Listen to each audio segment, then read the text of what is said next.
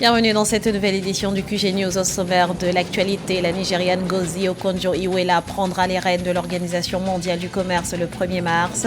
Elle espère apporter un nouveau souffle à une organisation paralysée depuis des années et mise pour cela sur ses talents de négociatrice. L'économie tunisienne à bout de souffle, le PIB affiche un recul historique de 8,8%, une situation qui s'explique par une importante baisse des activités dans des secteurs clés, notamment ceux de l'industrie et du tourisme.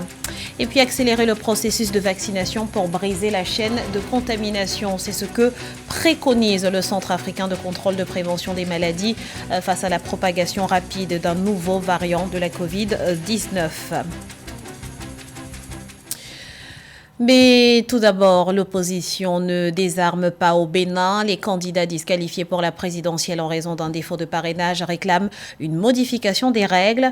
Concrètement, Joël Aïvo, candidat de la plateforme de l'opposition, demande au gouvernement de faire sauter purement et simplement le verrou. Pour rappel, seuls 3 tickets sur 20 ont été validés par la Commission électorale autonome pour la présidentielle d'avril 2021. La Cour constitutionnelle statue ce 17 février sur les recours formulés par les candidats recalés. Ngozi Okonjo-Iweala à la tête de l'Organisation mondiale du commerce, une nomination qui constitue une rupture à tout point de vue pour l'OMC. Non seulement l'organisation sera dirigée pour la première fois par une femme, mais c'est aussi la première fois qu'une personnalité africaine accède à ce poste. Elle prendra ses fonctions le 1er mars et trouvera sur son bureau de Genève des dossiers brûlants qui mettront à l'épreuve ses talents de négociatrice. Les détails avec Corinne Kamsofehem. Ngozi Okonjo-Iweala est la nouvelle directrice générale de l'Organisation mondiale du commerce. Elle succède au Brésilien Roberto Azevedo qui avait démissionné de son poste pour raisons personnelles. L'envoyé spécial de l'Union africaine dans la lutte contre la pandémie sur le continent a été désigné lundi 15 février 2021 par le Conseil général de l'Organisation mondiale du commerce. Désignation saluée par le président du Nigeria, Muhammadu Buhari.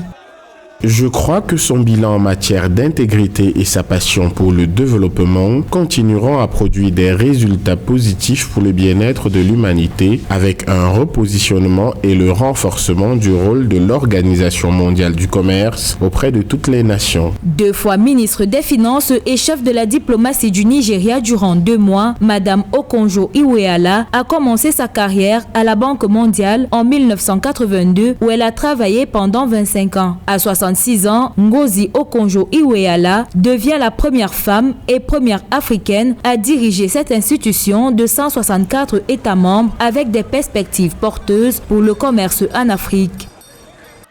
Je pense que la zone de libre-échange continentale africaine est l'un des accords les plus intéressants et je peux même dire les plus révolutionnaires que les pays africains ont signé dans cette décennie dans laquelle nous entrons. Nous commerçons très peu entre nous, donc nous devons accroître cela. Si nous commerçons entre nous, nous retrouverons également le moyen de coopérer afin de mieux commercer avec le monde extérieur.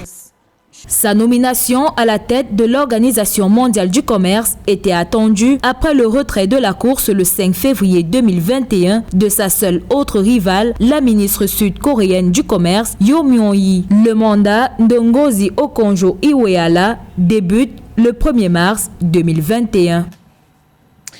Les voyants économiques sont au rouge en Tunisie. Le PIB affiche un recul historique de 8,8%.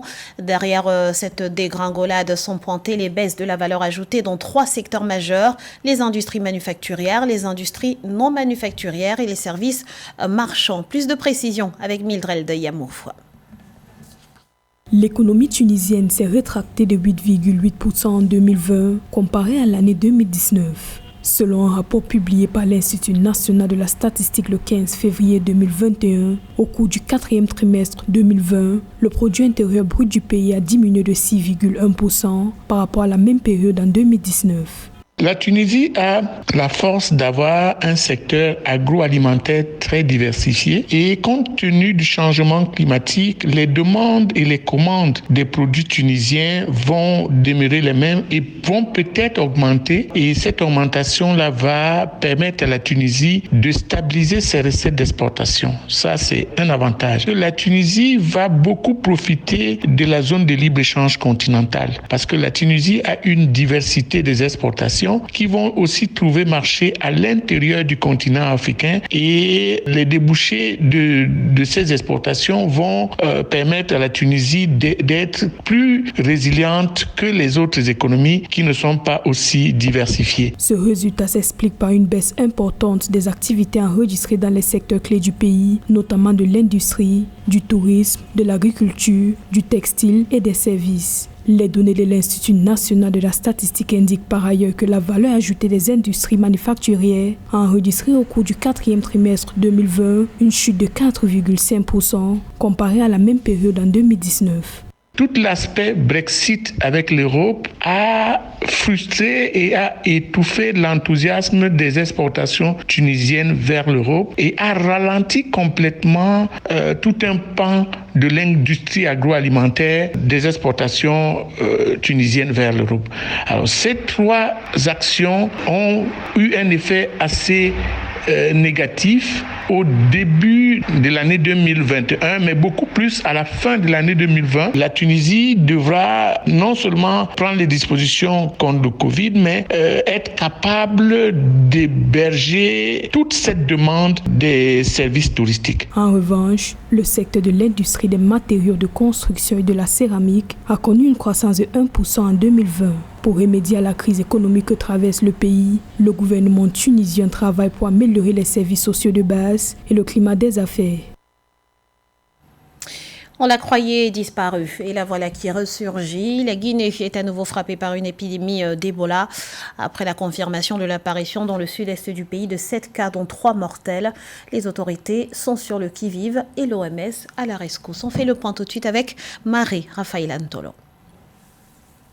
5 ans après la fin de l'épidémie Ebola, la maladie est de nouveau de retour en Guinée-Conakry, selon des informations tirées de l'Organisation mondiale de la santé. Suite à une annonce de 3 décès survenus dans le pays de l'Afrique de l'Ouest, liés à une résurgence du virus, l'OMS a annoncé dimanche 14 février déployer rapidement des moyens, dont des doses de vaccins, pour aider la Guinée à faire face à la résurgence de l'épidémie. Pour le moment, on ne peut pas dire avec certitude la source de ces nouveaux cas de contamination à l'Ebola, mais les scientifiques évoquent déjà 2 pistes.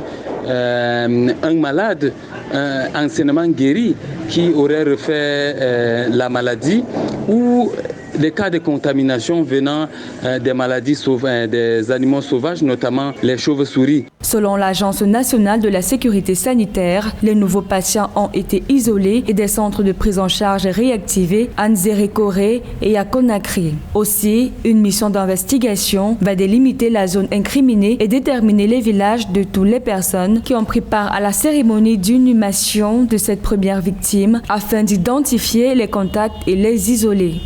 L'État peut déjà organiser une surveillance, revoir la carte épidémiologique, la carte épidémiologique du pays, voir les personnes qui avaient contracté le virus et qui semblaient être guéries.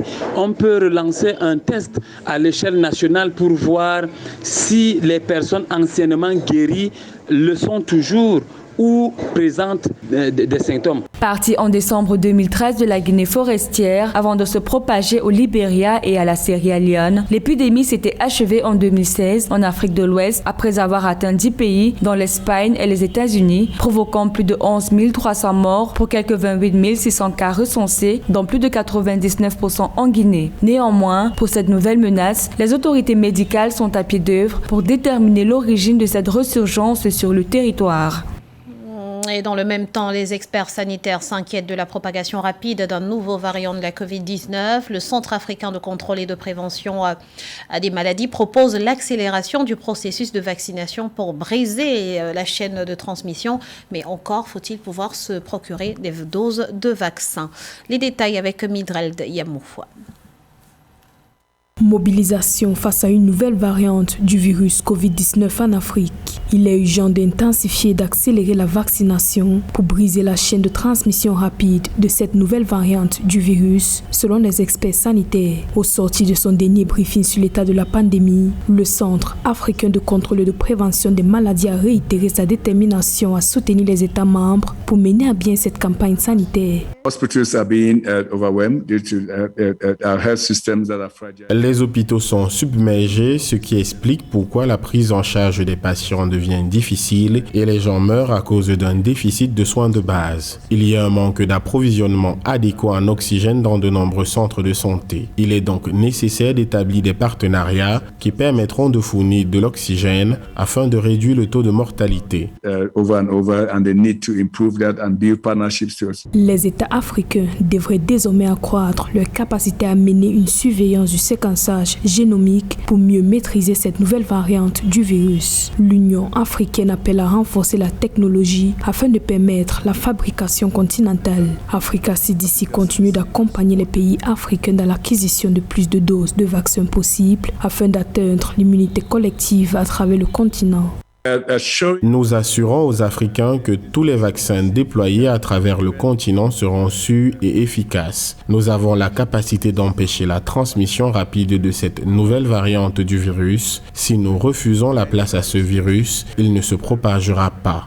Avec une récente résurgence de la maladie à virus Ebola en République démocratique du Congo, Africa CDC rappelle la nécessité de respecter les mesures sanitaires. L'Afrique signale désormais 3,7 millions de cas confirmés, 3,2 millions de guérisons et 96 000 décès. Et à propos des vaccins, justement, le président sud-africain Cyril Ramaphosa a décidé de mettre à la disposition de l'Union africaine le million de doses du vaccin AstraZeneca réceptionné début février, mais qui s'est avéré peu efficace sur le variant sud-africain de la Covid-19. Une décision qui arrive à point nommé puisque l'Union africaine a opté pour ce vaccin et on a déjà sécurisé plus de 400 millions de doses. Notons que l'achat du vaccin AstraZeneca a coûté près de 7 millions d'euros à l'Afrique du Sud. Les modalités de leur mise à disposition auprès de l'institution panafricaine n'ont pour l'heure pas été précisées. 2 matchs nuls et une victoire. C'est ainsi que s'est achevée la deuxième journée de la 22e Coupe d'Afrique des Nations des moins de 20 ans. Pour leur première participation, la Centrafrique et la Namibie se sont neutralisées. Même scénario entre la Tunisie et le Burkina Faso. L'Ouganda, en revanche, a décroché la première place du groupe A devant le Cameroun en s'imposant 2-0 face au Mozambique. Retour sur les temps forts de ces rencontres avec Siam Le Victoria Sedi. Les matchs comptant pour la deuxième journée de la 22e Coupe d'Afrique des Nations des moins de 20 ans, CAN U20, se sont joués ce 15 février. Ce lundi à Nouakchott, dans le groupe B, les équipes de la Namibie et la Centrafrique ont fait match nul, 1-1. Le Burkina Faso et la Tunisie se sont neutralisés, 0 but partout. Le Burkina et la Tunisie se présentaient comme les favoris et on pensait d'ailleurs, en tout cas nous, au niveau du Burkina, qu'on allait faire un bon résultat, même si le match nul n'est pas mauvais à prendre. Mais la bonne surprise pour moi est venue de la Centrafrique et tous les Africains, en tout cas c'est le cœur serré qu'on le dit, on connaît la situation socio-politique de ce pays. S'ils arrivent à avoir une équipe de ce genre, même si c'est au niveau des jeunes, avec une telle combativité, je me dis que c'est quand même quelque chose de positif à leur niveau. L'Ouganda s'était imposé un peu plus tôt en battant le Mozambique 2-0 pour finalement se positionner à la première place du groupe A devant le Cameroun. L'Ouganda a fait quand même très bonne impression en gagnant.